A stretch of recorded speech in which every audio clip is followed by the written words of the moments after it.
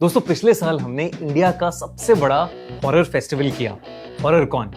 और आपने हमें उसके लिए खूब सारा प्यार दिया, आप सपोर्ट किया, आप वहां आए, अपने फेवरेट हॉरर क्रिएटर्स से मिले, खूब सारी मस्ती करी, खूब सारे हॉरर गेम्स खेले, खूब सारे हॉरर विलन से मिले, हैलोवीन हम लोगों ने सबने साथ में मनाया। इस साल हम फिर से आपके लिए लेकर आए हैं हॉरर कॉन, जो कि होने वाला है पिछले साल से और भी बहुत ज्यादा बड़ा, क्योंकि इस साल हम पूरे 2 दिन तक हॉरर को सेलिब्रेट करेंगे।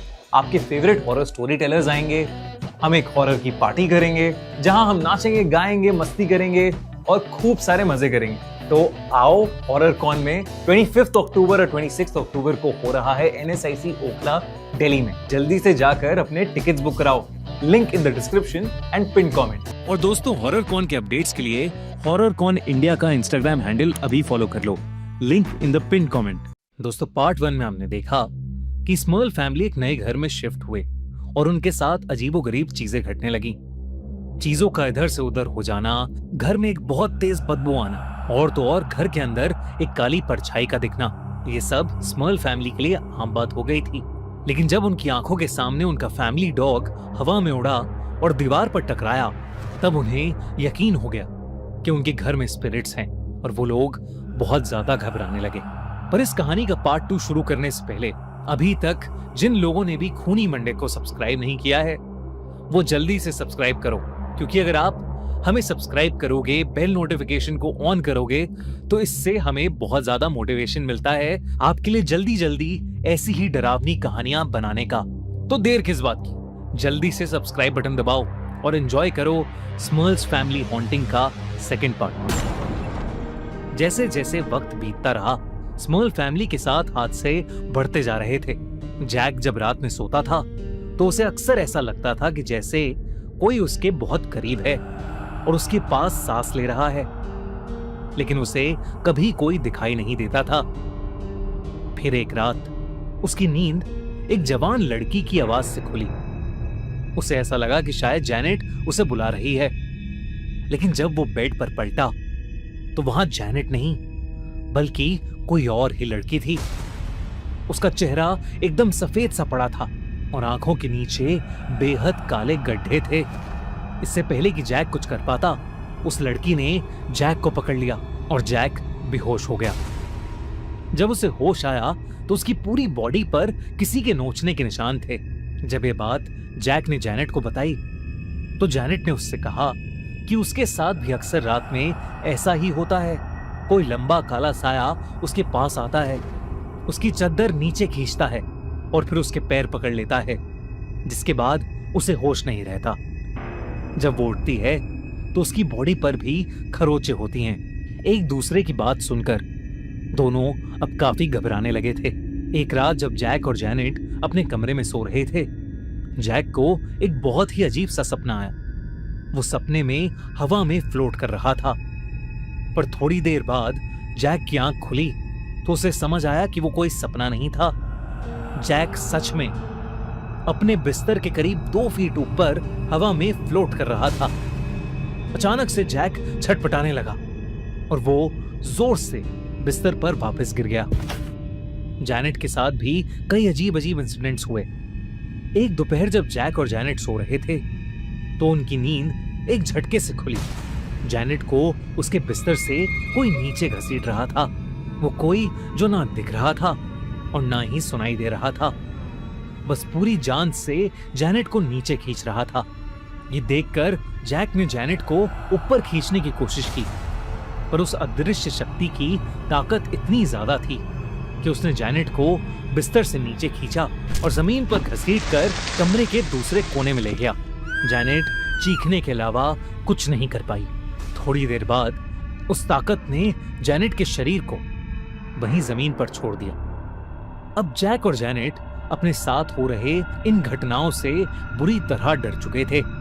स्मर्ल्स उसी घर में ऑलरेडी 13 साल बिता चुके थे और देरी ना करते हुए उन्होंने दुनिया के सबसे मशहूर पैरानॉर्मल इन्वेस्टिगेटर्स एड और लोरेन वॉरेन को बुलाया। 1986 में वॉरेन्स पहली बार उनके घर आए।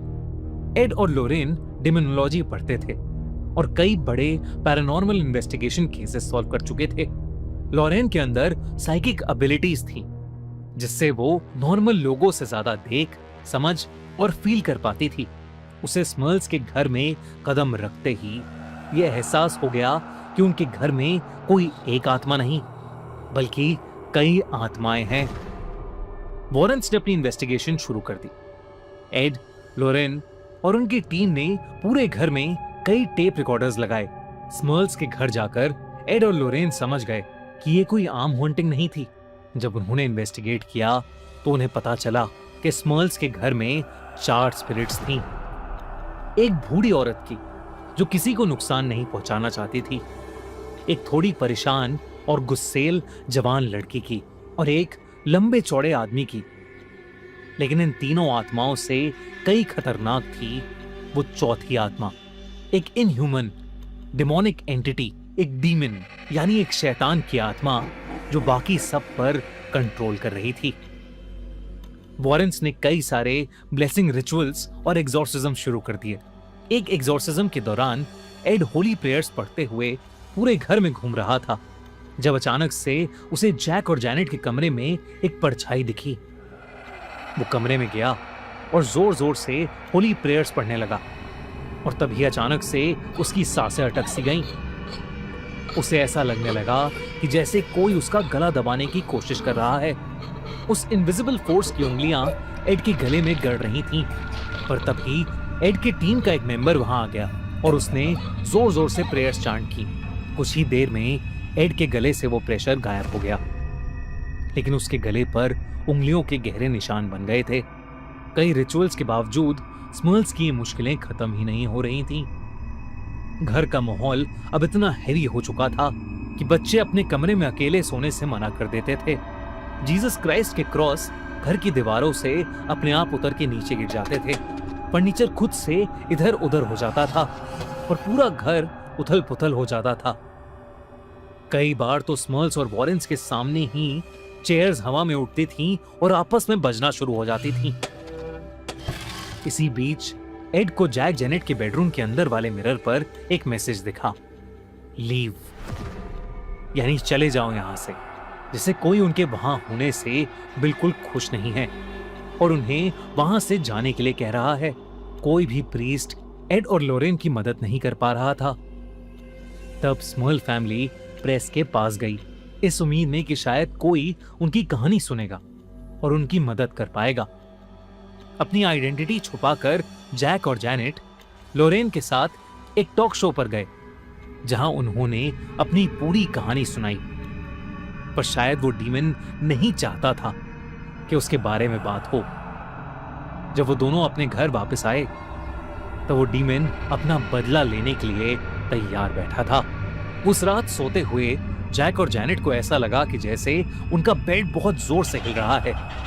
जब उनकी आंख खुली तो उनका बेड हवा में फ्लोट कर रहा था। उनके सामने एक बहुत ही भयानक डीमन खड़ा था। उन्होंने पहली बार अपनी आंखों से उस खौफनाक डीमन को देखा था। एक बड़ा लंबा चौड़ा काला साया, अंधेरे में बस उसकी लाल आंखें चमक रही थीं। उन्हें उसके गुर्राने की आवाज आ रही थी, जैसे वो बहुत गुस्से में है। अचानक जैक और जैनेट को सांस आनी बंद हो गई और वो छटपटाने लगे। कुछ ही देर में वो बेहोश हो गए और जब उठे तो उनके पूरे शरीर पर कई चोटें थीं। वॉरेंस ने फिर भी हार नहीं मानी, पर एक एग्जॉर्सिज्म के टाइम जैनेट पोजेस हो गई और हवा में फ्लोट करने लगी। उसकी आंखें सफेद हो गई थीं और वो दर्द में छटपटा रही थी। जैक से जैनेट की ये हालत देखी नहीं जा रही थी। वो एग्जॉर्सिज्म रोकना चाहता था, लेकिन वॉरेंस ने उसे एग्जॉर्सिज्म रोकने से मना कर दिया। जैनेट दर्द में चीखने लगी। अचानक उसकी आवाज भी बदल गई, जैसे कोई और किसी और भाषा में चिल्ला रहा है। तभी हवा में फ्लोट कर रही जैनेट जोर से दीवार पर जाकर टकराई और नीचे गिर गई। जैनेट के सर से खून बहने लगा और तब जैक ने वो एग्जॉर्सिज्म रुकवा दिया। वॉरेंस ने आखिरी एग्जॉर्सिज्म 1989 में किया और इसके बाद सारी डिमोनिक एक्टिविटीज धीरे धीरे कम होने लगी। लेकिन कभी भी ऑफिशियली ये कंफर्म नहीं हुआ कि उस डीमन ने स्मर्ल्स को अकेला छोड़ दिया। 15 सालों के टॉर्चर के बाद स्मर्ल्स को आखिरकार वो घर छोड़ना ही पड़ा। स्मर्ल्स हॉन्टिंग हिस्ट्री की उन हॉन्टिंग्स में से एक है जहां एक पूरी फैमिली को एक इनविजिबल हॉरर ने जकड़ रखा था। ये एक ऐसा केस है जहां किसी के पास कोई जवाब नहीं था। वॉरेंस ने भी एडमिट किया कि उन्होंने अपने पैरानॉर्मल इन्वेस्टिगेशन के करियर में इससे ज्यादा डेंजरस और वॉयलेंट डिमोनिक एनर्जी कभी फील नहीं की थी। स्मर्ल्स फैमिली हॉन्टिंग का ये केस इकलौता ऐसा केस बना जो वॉरेंस कभी सॉल्व नहीं कर पाए। दोस्तों, अगर आपको स्मर्ल्स फैमिली हॉन्टिंग की हमारी ये एनिमेटेड वीडियो पसंद आई तो हमारे चैनल खूनी मंडे को सब्सक्राइब करना बिल्कुल मत भूलना।